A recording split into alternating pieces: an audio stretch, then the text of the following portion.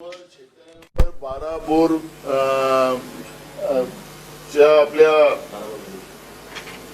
ज्या पद्धतीनं बंदुकीच्या गोळ्यांचा वर्षाव करून त्या ठिकाणी एका शेतकऱ्याला आणि तरुण शेतकऱ्याला 27 वर्षाच्या तरुण शेतकऱ्याला मृत्यूच्या दाढीत टाकण्याचं पाप जे नरेंद्र मोदीच्या शेतकरी विरोधी धोरणाचं एक प्रमाण या ठिकाणी पाहायला मिळालेलं आहे।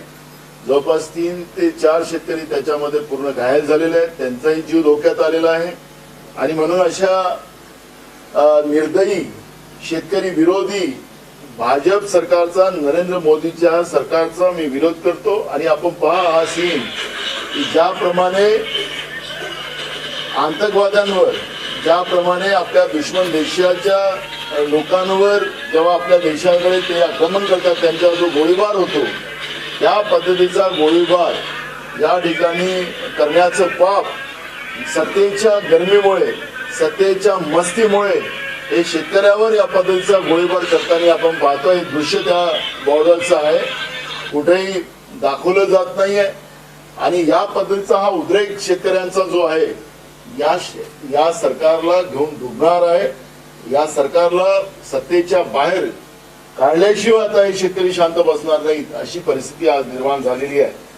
मी पुन्हा हिंदी मध्ये तुम्हाला सांगतो कि आपने देखा होगा कि किसान विरोधी जो बीजेपी की नरेंद्र मोदी की सरकार है, कनौरी बॉर्डर पर जिस तरह से गोली की बर्षाव की जा रही है, एक किसान वहां पे 27 साल का युवा किसान उसकी जान उसमें गई है, 3-4 किसान वहां पर घायल है, उनकी भी जान खतरे में है। एक किसान विरोधी जो सरकार है बीजेपी की, इसका हम निषेध करते हैं। अन्नदाता का तो पार्लियामेंट में भी देश के प्रधानमंत्री आतंकवादी कहते हैं, खालिस्तानी कहते हैं और आंदोलनजीवी कहते हैं। किसानों का बार बार अपमान करने वाली ये बीजेपी को अब इसके परिणाम भुगतने पड़ेंगे। और इस तरह की किसान विरोधी जो धोरण बीजेपी का और नरेंद्र मोदी का सरकार है, इनको अब किसान इनको सत्ता के बाहर निकाले बगैर अब शांत नहीं रहेंगे। इस तरह की मानसिकता आज है। और मैं इसलिए ये इस तरह से किसानों को गोली मार कर उसको किसानों को मारा जा रहा है, ऐसे ये बीजेपी और नरेंद्र मोदी की सरकार का मैं निषेध करता हूं, धिक्कार करता हूं। ये भूमिका हमारी कांग्रेस पार्टी की है। आपण पाहिलं असेल की आज आमच्या निवड समितीची पहिली मीटिंग होती आणि महाराष्ट्रामध्ये आमचं जे महाविकास आघाडीच्या जागा वाटपाची जी काही आता स्थिती आहे त्या स्थितीबद्दल आमच्या निवड समितीला आम्ही अवगत केलं। आणि संघटनात्मक प्रत्येक जिल्ह्यामध्ये काँग्रेस आज कशा पद्धतीने पुढे जाते आणि त्याच्यात पुढे लाकुणा असेल तर ते लाकुणाही तातडीनं 2-4 दिवसात त्याला पूर्ण करण्याच्या सूचना माननीय प्रभारी महोदयांनी दिलेल्या आहेत। आणि आमचा कयास आहे की महाराष्ट्रामध्ये 42 जागा महाविकास आघाडी म्हणून आम्ही जिंकू आणि त्या पद्धतीचं एक पूर्ण सविस्तर माहिती आज प्रदेश काँग्रेसच्या वतीनं आमच्या निवड समितीच्या समोर मांडण्यात आलेली आहे। आणि महाविकास आघाडी आणि आम्ही कशा पद्धतीचं राज्यामध्ये सत्तेमध्ये ही जी शेतकरी विरोधी तरुणांच्या विरोधात असलेलं गरिबांच्या विरोधातलं भाजपचं सरकार कसं केंद्रामध्ये घालवायचं, नरेंद्र मोदीच्या सरकारला कसं संपवायचं आणि महाराष्ट्रातूनच तो कसं संपू शकतं याचं पूर्ण प्लॅनिंग आजच्या मीटिंग मध्ये आम्ही केलं आहे।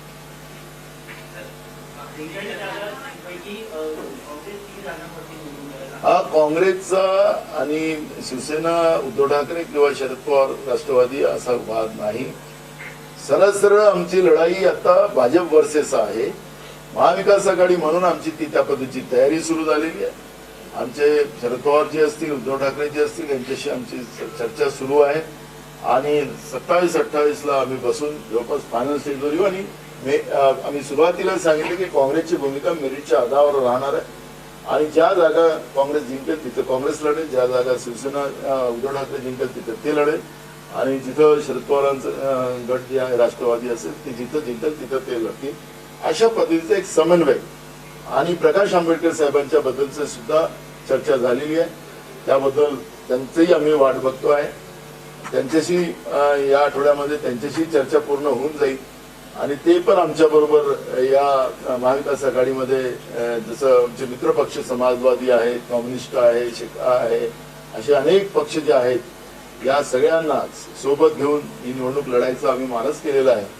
त्याचप्रमाणे प्रकाश आंबेडकर साहेबांना सुद्धा आमच्या याच्यामध्ये समावेश करून ते पण आमच्या सोबत राहतील असा आमचा विश्वास आहे आणि त्या पद्धतीची आमची पूर्ण तयारी सुरू आहे.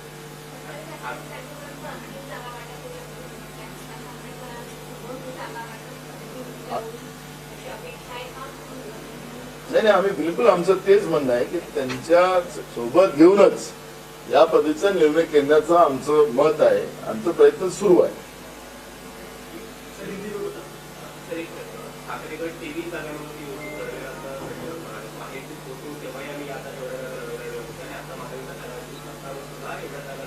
उद्धव ठाकरे साहेबांचा त्याच्यात एक प्रेस आलेली होती. त्यांनी सांगितलं की आमचं प्रत्येक कार्यकर्त्याला प्रत्येकाला सगळ्यांची मागण्या असतात की आपल्या आपल्या पद्धतीनं जागा आम्हाला कशा मिळतील त्या असतील. तर ते संजय राऊत साहेब आपल्या याची भूमिका मांडतात, पण मी असेल किंवा शरद पवार साहेब असतील किंवा उद्धव ठाकरे साहेब असतील, आम्ही जेव्हा जॉईंटली आम्ही तुमच्या समोर येऊ तेव्हाच त्या गोष्टीला आपण आयडेंटिफाई आहे असं समजा.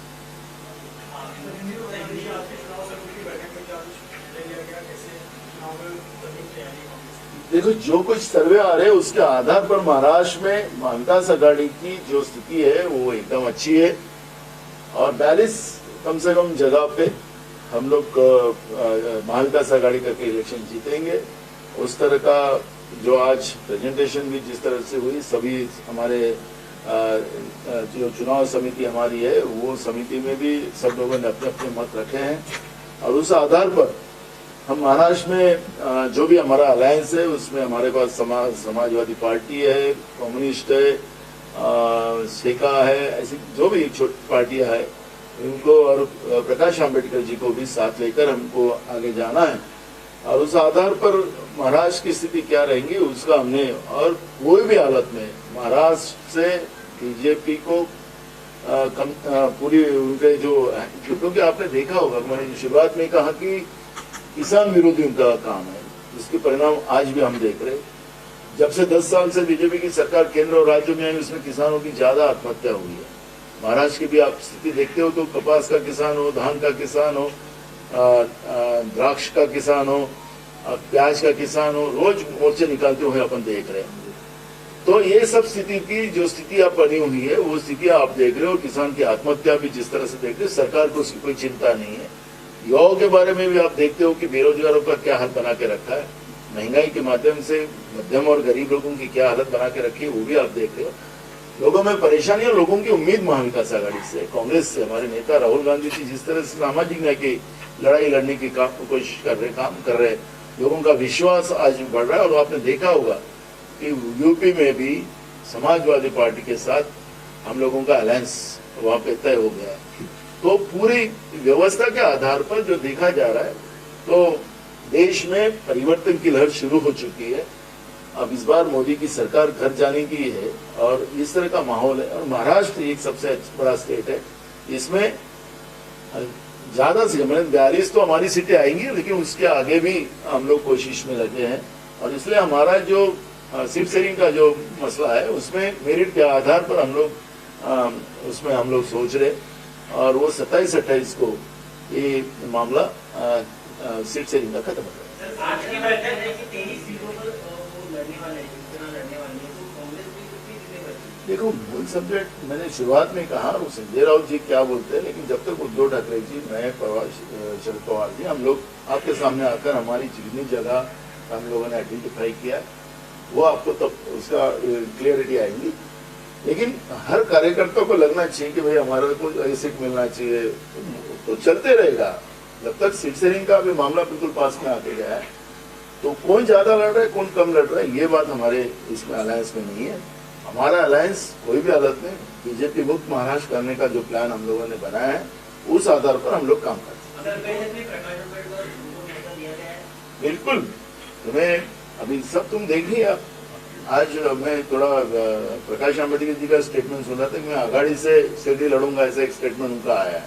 ऐसा मैंने सोशल मीडिया पे देखा, आपके मीडिया में ही होगा. तो मैं मेरा बात समझ लो, हमारी कोशिश है. हमने कहा कि प्रकाश आंबेडकर जी हमारे साथ रहे, ये हमारी कोशिश है. और हमारा विश्वास है कि वो हमारे साथ है। सर, आज की बैठक के दौरान कुल कितने जिलों की रिपोर्ट पेश की गई, उसका फीडबैक क्या निकला कि दूसरे जो आपके प्रभावित युवा है, क्या उन पर भी आपने चर्चा की? अभी स्क्रीनिंग कमेटी में हमारे स्क्रीनिंग कमेटी के चेयरमैन मधुसूदन मिस्त्री जी आए, उनकी टीम आई है, इसीलिए हर जो हमारे चुनाव समिति के सदस्य हैं, उनसे बात कर रहे पर्सनली, अपने अपने जिले का वहाँ की स्थितियाँ वो बता रहे और वो चल रहा है। तो मैं आपको सब सामने आएगा, वो समय के साथ ये पार्टी का मामला है, तो आज ओपन नहीं कर सकते। पहली चीजों का आपने देखे थे, आप लोग जीत गए, तो कांग्रेस को लेकर कितना फीडबैक मिला, कितने सीट आप लोग जीत सकते हो? अब महाविकास आघाड़ी की बात कर रहे हैं, आप कांग्रेस की बात कर रहे हो। फिर आपका हमारा हम महायुति वाले नहीं है। महायुति में क्या लड़ाई चल रही है, राष्ट्रीय अध्यक्ष को आके 2 दिन बैठना पड़ा, क्या क्या कर रहे हैं वो कसरत आप तो देख ही रहे। तो हमारे इसमें वो नहीं है मामला, हमारे एकदम क्लियर टाइटल है हमारा, उसमें तो बहुत लड़ाई है महाविकास आघाड़ी में, हमारे में नहीं। गजानन कीर्तिकर ने कहा है कि हमें आदिवासी की वोट चाहिए, मुख्यमंत्री कुछ करे, ऐसा नहीं हो कि बीजेपी मैंने तो नहीं, आपने हमारा जवाब तो आपने दे दिया, आपने नहीं जाए। वही तो मैं बता रहा हूँ, बहुत लड़ाई चल रही है। और दूसरे वो तो है ही फिर बारामती वाले, वो क्या कर रहे हो आपको तो रोज दिख रहा है। मंत्रालय में तो आप जाते होंगे, मंत्रालय में क्या खेल चल रहा है आपको भी पता है। 18 लोकसभा सीटों पर समन्वय की है, जिसमें 4 मुंबई की सीटें शामिल हैं, तो उनका साफ संदेश है कि वहीं पर हम 18 से कम पर मानेंगे। हम 48 जगह पे हमने हमारे पर्यवेक्षक किए हैं। अपने अपने पार्टी को मजबूती के लिए हमने हर जगह पर्यवेक्षक डिसाइड करना, ये हमारी पार्टी की स्ट्रेटेजी है। हमने 48 में किया हमने। कल शरद पवार को बयान था कि 39 सीटों पर हमारी चर्चा लगभग हो गई है, फाइनल हो गया है, 9 सीटों पर अभी भी पेच कसा हुआ है, उस पर कोई बातचीत आगे मैंने कहा ना, हमने कहाँ बोला कि हमारी हो गई है या होने की, ऐसा नहीं बोला मैंने। 27-28 को हम लोग बैठकर फाइनल करेंगे, ऐसा हमने कहा है।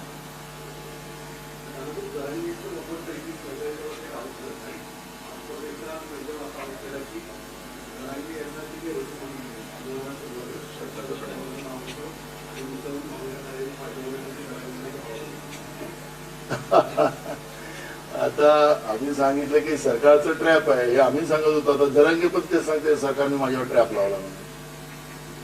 आमची भूमिका एक आहे की जरांगे किंवा त्यांचं कोण सोबती त्यांना हे करतोय, ते त्यांचा वाद आहे, त्या वादात आम्ही त्यावेळेस नव्हतो, आजही वादात नाही। मराठा समाजाला आरक्षण मिळावं ही भूमिका काँग्रेसनी सुरू केली होती, सगळ्यांच्या माहितीसाठी सांगतो। पृथ्वीराज चव्हाण साहेब असताना राणी समिती बसवून त्यांनी त्या पद्धतीचं त्यांना आरक्षण दिलं होतं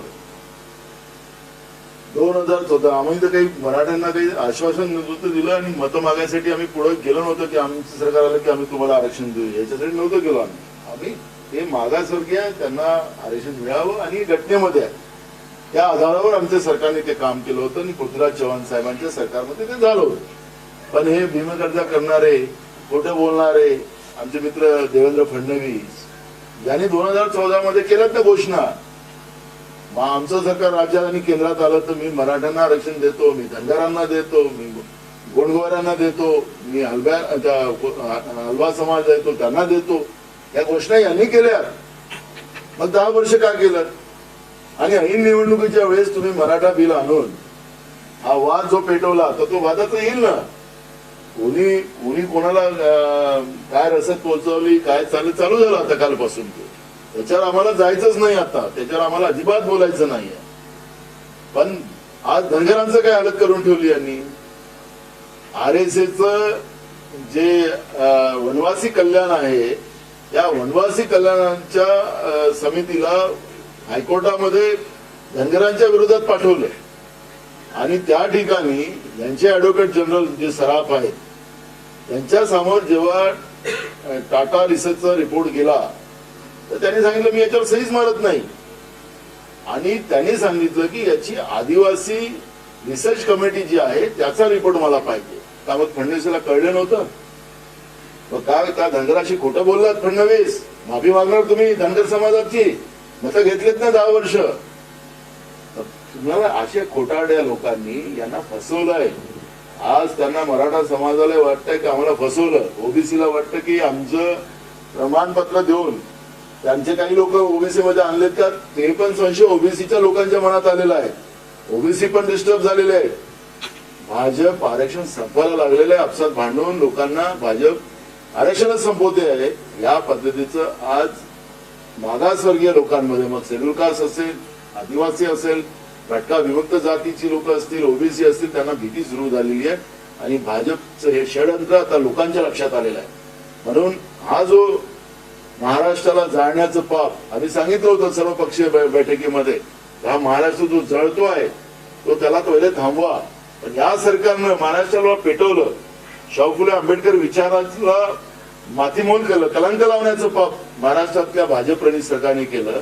त्याचं उत्तर यांना द्यावं लागेल नाही. आता हे षडयंत्र जे आहे आता त्यांचे काय होणार आहे, आम्ही तर कधी जरांगे पाटील साहेबाबद्दल आम्ही बोललोच नाही. आमचं काही काय चाललं, न्याय मिळावा हीच भूमिका आमची होती. त्याच्यामुळे आज त्याच्यावर आम्ही कुठलीही प्रतिक्रिया देणार नाही, कारण की आम्ही त्यावेळेस दिली नाही, आजही देऊ शकत नाही. पण सरकारने हे षडयंत्र रचलेलं आहे, सरकार याच्यामध्ये इन्व्हॉल्व आहे. मी आज नाही त्यावेळेसही बोललो, आजही बोलतो आणि ते सत्यतेकडे चाललेलं आहे.